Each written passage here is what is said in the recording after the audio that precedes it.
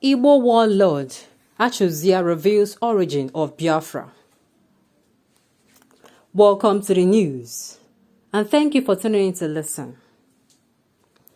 Biafran warlord and Secretary General of the Indigenous People of Biafra, IPOB worldwide, Colonel Joe Achụzia has revealed where the word Biafra originated from.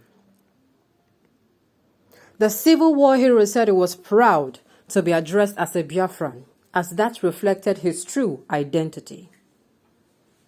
According to him, you see people tend to forget the paradox about the Igbo.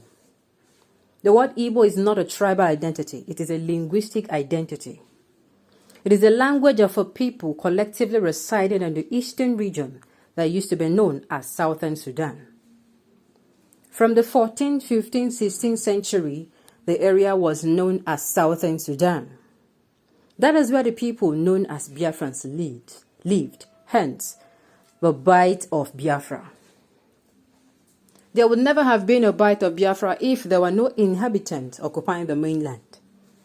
I am not here pleading a cause for Biafra. No, I am only taking you to historical antecedents. Asked why he joined the fight for the secession of Biafra from Nigeria between 1967 to 1970, the elder statesman said, "No, we fought for survival. Biafra never fought or did not attempt to break away from the Logadian setup known as Nigerian. No, we from the Southeast fought to prevent us from being exterminated in an effort to push us out of the Federation." Thus, remembered our past, the thought came to our succor because when the people are under pressure of extermination, history comes to their assistance. How did our forefathers survive under the pressure that we had at the time from colonial masters? How did they survive? They survived by collecting who they were and pulled together, hence the mark on our faces. Those marks differentiate the people who are Biafrans. Each community has a peculiar mark, even though nowadays we do not do it anymore, but it's engraved in our heart. And that is why we resolved that we cannot fight individually as Nigeria wanted us then. We have to fight collectively as Biafrans. Biafra was not coined to break up Nigeria. No, he told Vanguard. Okay, this is a point where I said, oh, I wish he continued. I wish he can go back to history because, to tell you the truth, many of us today, many of our youths today, and many people who were not privileged to be then, to know what happened, history is still not yet made available to us.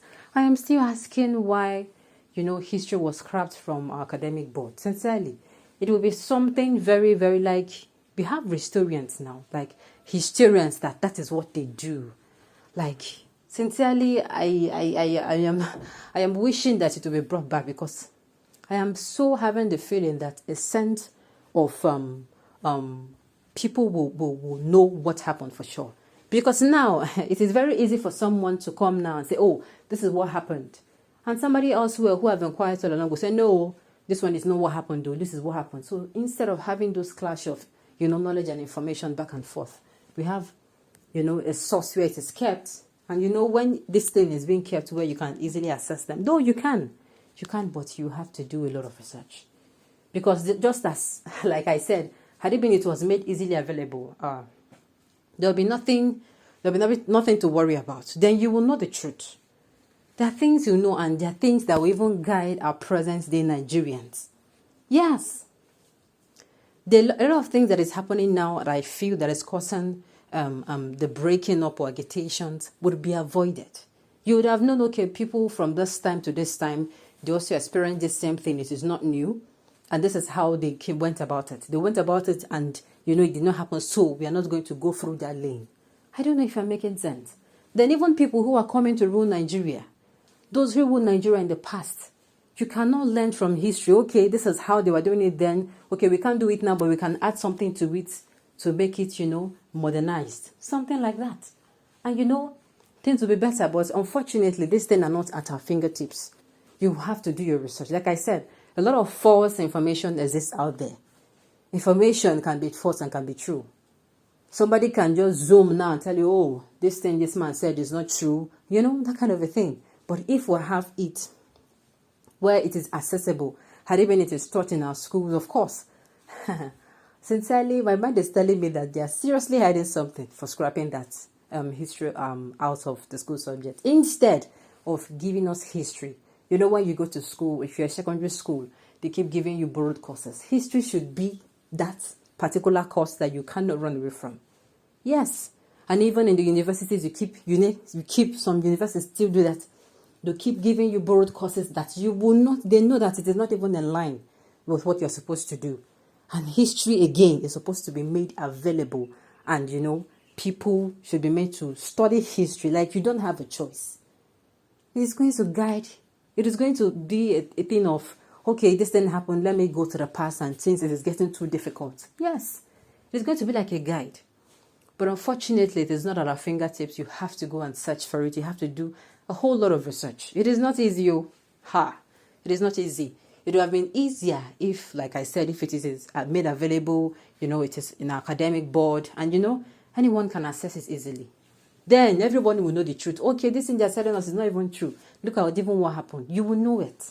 That is why I'm saying deep down, I feel that there is so much to hide in everything that is happening in Nigeria. I feel there are some facts that if you know, you are going to feel, no, this thing is not supposed to be happening. Even the gullible ones, their eyes will not be opened that, okay, this, and the ones who think they are right, even some of the information who we think, we are right. We say that, okay, it is not actually what happened. This is actually what happened. And, it paves the way for you taking another steps. We have taken this step previously. They took it in history and it did not work for them. And no, so we are not going to take that step again. We are going to take some other step. Or let us take this particular step. In those days, they took it, but we're not going to do it because now we are in the 21st century. We are going to add some things to it to modernize it. Something like that. To be a guide not just to the people and government, but to the citizens as well. Because, of course, if history tells that if you pass this particular route, it is going to lead to failure or destruction, of course, if you want to pass there, or if those in government wants to pass there, the followers will be like, no. In short, history says that is it. That is what history does for you. It gives you an example. And of course, if some things need to be done, okay, they took this particular suggestion and it worked for them. We can now see how to modernize it. We take the particular suggestions, upgrade it, make it, come into terms with our world, that's reality now. And then we make use of it. It is going to do a lot. And of course, sincerely, I just wish to could bring back our history back to the academic school board. Okay, on this note, we have come to the end of the news. We say thank you for tuning in to listen. Until I come your way next time, enjoy the rest of the day.